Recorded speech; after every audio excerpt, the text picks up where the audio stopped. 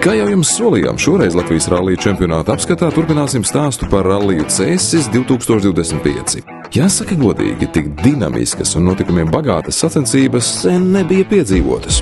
Līdz pat pēdējiem ātrumposmu metriem nebija skaidrs, kurš būs pirmais. Un pat pēc finiša sasniegšanas rezultātos nianses ieviesas sodi par neprecīzu trases izbraukšanu un tehniskās komisijas lēmumi. Tādējādi Latvijas rallija čempionāta ieskaitas kopvērtējumā pirmais Ralfs Sirmacis, otrais ar 2 sekundžu deficītu Jānis Vorobjovs, bet trešais igauņu sportists Kaspars Kasarī.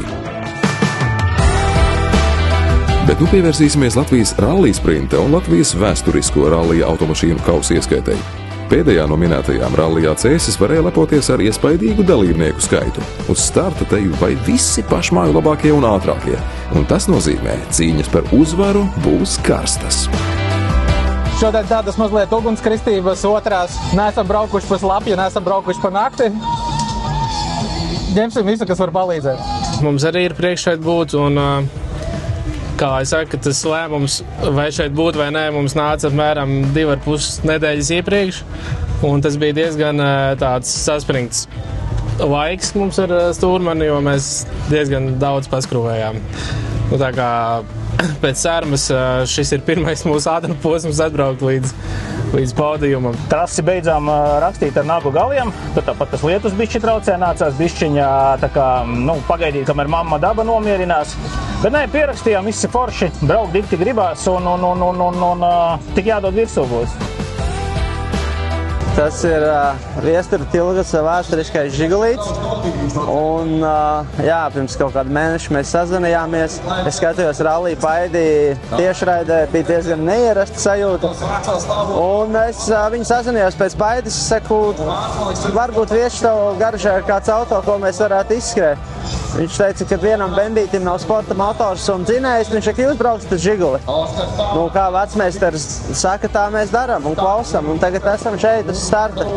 Tā, ka viņš, kas saka, bišķi ieskrienās, ieliek trešajā, tad viņš griežās no sirds un no rajona, bet grūtākais ir tas, ka pirmais pārnesums ir tur, kur pieņemsim Evo 5. Viņš vēl jāiespiež, un otrais pēc tam, kur pirmais. Mums šobrīd joprojām ir cīņa ar sevi, un tāpēc mēs gribam, lai beidzot mums ir rallijs, kurā nav nevienas tehniskas vai citādas problēmas.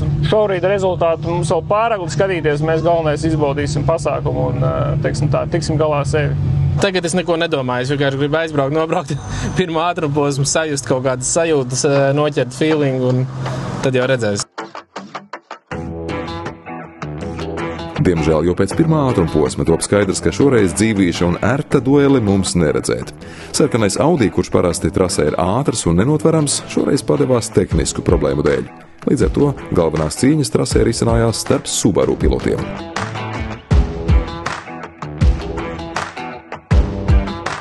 Tikmēr rallija sprinta ieskaitē pārliecinoši ātrākais ir Jānis Vorobjovs. Ar katru ātrumposmu viņš aizvien tālāk un tālāk atraujas no Mārtiņa Ločmeļa un Madara Dīriņa. Neskaidot mūsu vakardienas kļūdu, kad ieslīdējām grāvītī, tīri mani pašu vainas dēļ, un tad šodien vismaz rallija sprintā cenšamies trīniekā turēties, un, protams, līdz Jānim Vorobjovam vēl ir daudz, kur pielikt, bet cīnamies, braucam un kaut ko mēģinam. Es baudu Cēsis rallija, Cēsis ceļš un šo skaistu atmosfēru. Jā, braucās ļoti raiti šodien mums. Un paldies Maksimam. Maksimam arī bija šaubām, kad ir neliels stress. Gan pēc ātrumposma bija stress pēc pirmā šodienas, tāpēc, kad daudz dabūja skatīties pa sānu logu uz ceļu, lai pārbaudītu, kurā vietā viņš atrodas. Un tas viņam nav tā kā ierasts, bet, es saku, braukšana iet un mēģinam gūt baudu. Neskatoties uz to, ka 7 no 8 ātrumposmiem vēsturisko rallija automašīnu kausa ieskaitē ātrākais bija Māris un Matīs Ērts, finišā viņus gaidīja nepatīkams pārsteigums. Tehniskā komisija nolēma viņus diskvalificēt. Iemesls – automobilim nav saglabāta modeļa homoloģētā ātrumkārbas pārnesuma jeb H-tipa pārslēgšanas schēma, tā vietā lietojot secīgu ātrumkārbas pārnesuma pārslēgšanas schēmu. Līdz ar to pie zelta cēsīs tiek Intars Rezakovs ar stūrmani Elviju Zebuliņu.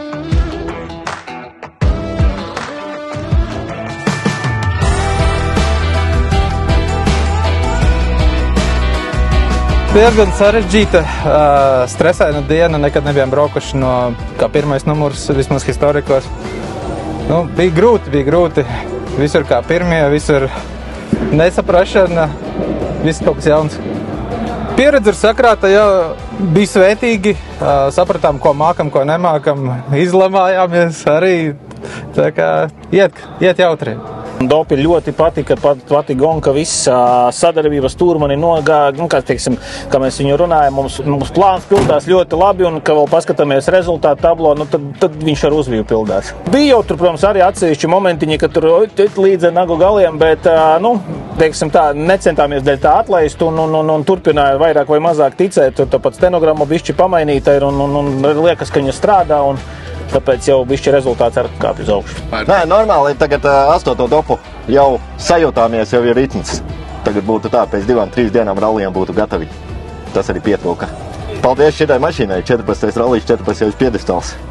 Ļoti patika, jā. Tie ceļi vienkārši, īstenībā mēs tas Kurzemes patriots, jā, bet tāda ceļa kā šeit, īstenībā, manuprāt, ka šeit būtu jābūt pasaules čempionātam, manuprāt, ja vēlreiz izdosies viņu sarīkot, man liekas, ka šeit un Ērgļi, Madona puses, tas, man liekas, ir, šie ceļi, tad ir ceļš, tas pēdējais ātruma posms, tas vienkārši iekšas rau ārā, jā, cik patīkam tas viss ir, jā, jo tie visas tās kalni lejas un līkumi, super, vienkārši super.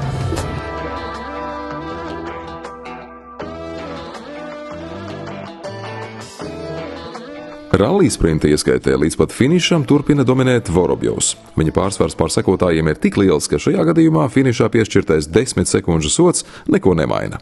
Mārtiņš Ločmelis no viņa atpaliek 1 minūti un 44 sekundes. Diezgan interesanti man šies, 3., 5., kā viņi sauc, asardops. Ļoti patīk, jo tāds ātrs un nepārredzams, un tad ar Evo ir diezgan jautri, un bieži ir tā, ka pašam tagad piemetās kaut baļu sajūtu, bet tas jau laikam pieder pie lietas. Jā, protams, kā jau ar jebkuru sporta auto ir jākrāj kilometri. Neviens jau nav atcēlis to patiesību, kad ir jākrāj kilometri, un arī ar šo ir jākrāj kilometri, lai tu pierastu pie tām visām spējām, ko viņi var izdarīt. Tev ir tās pašas trajektorijas, jo tu viņus slaidāk uztaisi, jo ātrāk tu nobrauc. Es centos taisnot, un arī sanāca, kaut kur nesanāca. Kaut kur bijām varbūt lēnāki, kur pašu vainas pēc stenogrammu kaut kas piekliboja, nenoticējām, bet visumā bija diezgan ok. Saku, ļoti labi ātrumposmi bija, un jā, bez šābām emocijas izjūta, bet kad tiešām guvām baudu no braukšanas, un arī maksimum šī ir otrais rallijs, un citā valodā ir stenogramma.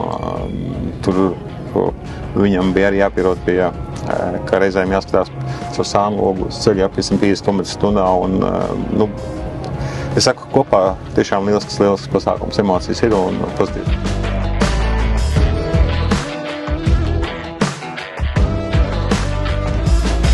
Šajā reizē tas arī viss.